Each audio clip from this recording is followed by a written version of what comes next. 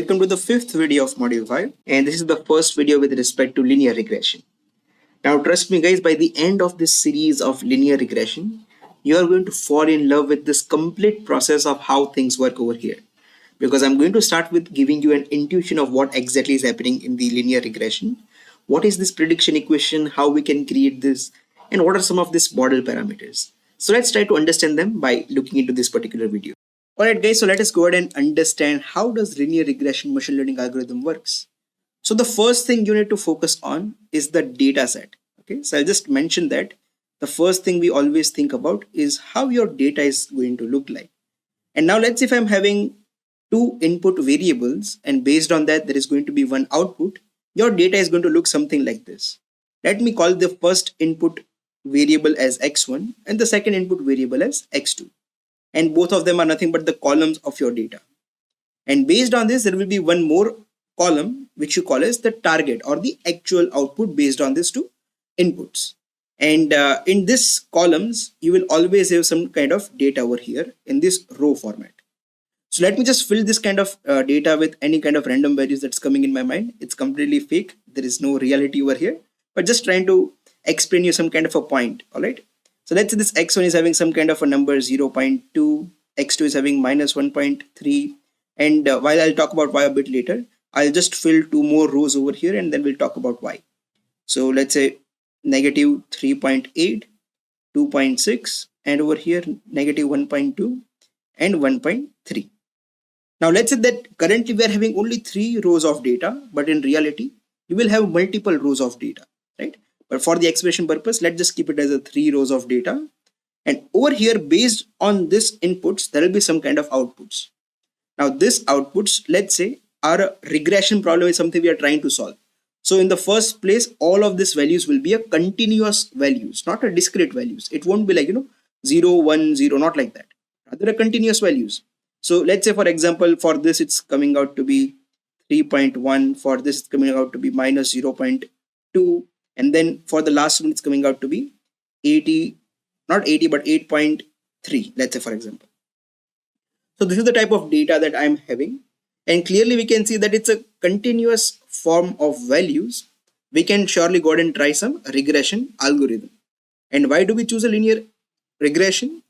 Well, for that you will have to perform some type of data analysis and see that if based on these two inputs, you are getting a linear type of relationship in your output with respect to this y. So what I'm trying to say over here is that let's say if I'm having this kind of x and a y, and if there is x1 and x2, you will have one more axis over here like this. Let's say this is x2, this is x1. So based on these inputs, for keeping the things simple, I'll just remove that second sort of axis and let's just think about it as this 1x and 1y. In terms of that, it will be very easier for me to explain it to you guys. So on this x, based on this x, let's say there is some kind of output over here. Then based off this x, there is some output over here. Then based on this x, there is some output over here. Then based on this x, there is some output again over here. And so on and so forth. Let me just go ahead and have some kind of points here and there. And now based on this type of data, what you are saying is that if you want to make some predictions, that if this is going to be my input over here, my output should be over here. If this is my input, my output should be over here. So if you want to make this kind of predictions in the best way possible, one of the algorithm you can go ahead and implement is the linear regression. Why? Because essentially what is this linear regression? It's the equation of a straight line that you are trying to predict. So over here, let's say if you're having only x and with respect to that y, the output over here will become simply y is equals to mx plus c. I hope everyone is familiar with the equation of a straight line. But what is m? M is the line gradient. Whatever is the straight line you're going to draw, what is the gradient of that line? That's going to be denoted by this m. Then what is this c? This is your y-intercept. That when I draw this line, where exactly it's going to cut the y-intercept. So that's the idea that we are having in the linear regression, where it's not always one input. It could be multiple inputs over here. And for that, there will be a different type of equation. I'll talk about that in a while. But for now, let me say that this is the type of problem I'm solving. So the main goal of this linear regression is to just find the line of the best fit. That's it. So let's see that, for example, it cannot be accurate over here by me.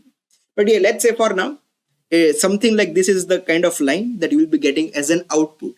So this output is generated by your model. And now what is the main idea over here? The main idea is the linear regression is going to give you a predicted values of this, like, based on this M and C, what will be the value of Y? If you provide some kind of input data, let's say 0.2. So then if I combine it with some kind of M value and C value, the output of Y should be very much closer to this 3.1. This is the, this is something that we try to predict in the linear regression. But then what is that training that we talk about when we talk about machine learning algorithms?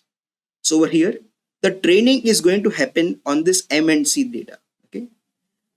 In the initial time when we are not really sure about what is this M and C, we don't know, right? What is the gradient? What will be the y-intercept? We are not at all aware about these two values. So in the beginning, we come up with a random values for this M and C, completely different random values. It could be literally anything. And the job of this linear regression algorithm will to be to go and do a lot of iterations. After every iterations, it's going to come up with the optimal values of this M and C with the help of some kind of a optimization algorithm through which you can optimize these values of M and C. So overall, this is what happens within a linear regression. So if I have to talk about what will be the equation of the prediction that my models are going to make for this type of data. So let me just go ahead and explain that to you. This is about a visual type of intuitions of what exactly we are trying to do over here with the linear regression. But yeah, now let me talk about with respect to this data. For that, I'll just cut this part and fill it up again with this black color. And the second thing, after understanding the data, and if we think that linear regression is going to work well, okay, and we hope that it works well, we are not sure it's going to work well, but yeah, based on this kind of analysis, we choose some of the algorithms and then we implement it on the data. For now, because we are focusing on linear regression, let's just assume that it's going to work the best. So the second thing I'm going to look into is what will be my prediction equation. So what is the prediction equation? Okay. So as I have mentioned, your Y prediction will be this x1, then this x2, and then I'll just have a addition sign in between.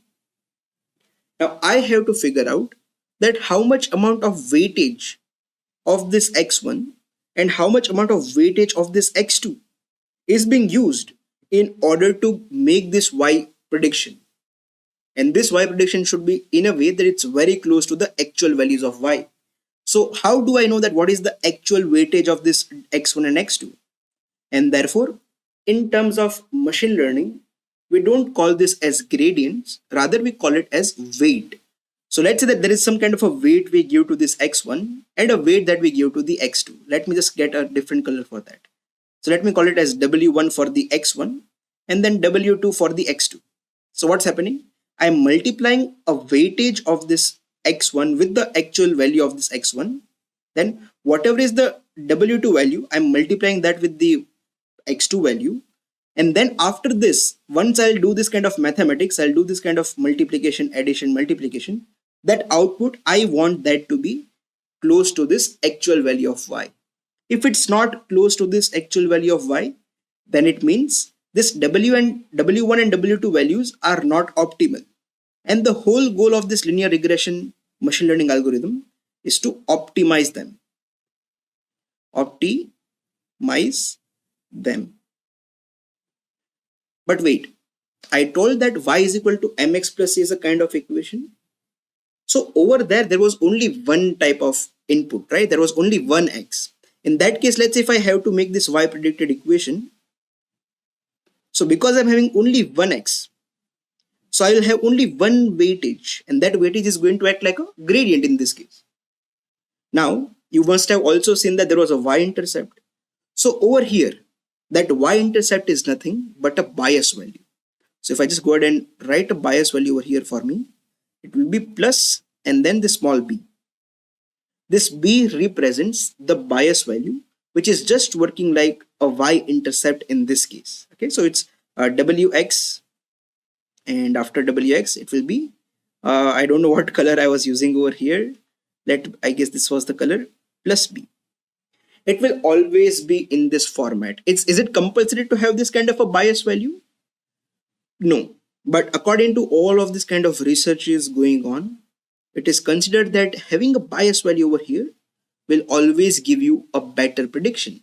Again, if I have to give you an intuition behind that, so let me go ahead and give you this kind of, again, a picture of this XY graph. Okay. And in this XY graph, let's say if your dots are somewhere spread over here. All right. And now if you take line of the best fit and you think that your y-intercept is 0, which basically means when both x1 and x2 will go to 0, in that case, the output will be 0. It means that at this point, your output is over here, y is equal to 0. And now if you try to find the line of best fit, it's going to be like this, right? It's a straight line, something like this. Okay? Now, which is better? Is this better for the prediction? If I'm saying that if an input is over here, the output is over here. This is what my model is going to predict. But in reality, you can see that the output is over here at this value of x, right? So it's far away from the actual value. My predicted value is far away from the actual value. What if I go ahead and add a y-intercept and then find the line of the best fit? It's going to be something like this. In this case, this value is closer to the predicted value. So this is what happens when you are having this y-intercept, or in the terms of machine learning algorithms, a bias value. And therefore, even if the bias is going to be 0, it's going to work like this only, but just that bias value will be 0, right? So yeah, it's always good to have a bias value, and it's your model's job to identify what will be the optimal value of that bias. Let it be 0 if it has to be, right? There is no problem with respect to that. But yes, it's always good to have a bias. And we also need to optimize this as well. So I'll just have a line over here. And your machine learning algorithm, that is linear regression, is going to come up with the optimal values of this W1, W2, and B such that whatever X1, X2 I provide as an input, after getting its optimal values of this W1, W2, and B, you are going to expect that your model is predicting a value that is very close to 3.1. Let's say, for example, 2.99999 or maybe 3.0001, something like that, or maybe 3.11223, something like that, but should be very close to this particular value. And it should not just work for one row of data. It should work for all the rows of data that you are having in your whole data set. So yes, guys, this was with respect to what exactly is linear regression. What is that thing that your model is trying to learn? Your model is trying to learn this value of weights, W1, W2, and the bias. And this W1, W2, and B are called what? Let me just write that over here. So that W1 and W2 are your model weights, which is giving you this kind of a sense that how much amount of X1, how much amount of X2 is going to contribute to your Y prediction. You can assume it like that. And then the second thing is the value of B, which is model bias. And together, we call it as a model parameters. Together, W1, W2, and B, weights and biases are the model parameters. So model parameters are what? Are equal to the total weights plus total biases. So this is something you should know in order to go ahead and think about what exactly happens in a machine learning algorithm. And now there are a lot of different optimization algorithms are there, and how do we use them and everything I'll be covering up in the upcoming few videos. So I hope that now this video has given you a very good sense of what exactly is this linear regression algorithm, what we are trying to solve for, and what are these model parameters. Now in the next video, we are going to look into the cost function, and specifically we'll be looking about mean squared error. So I'll see you over there.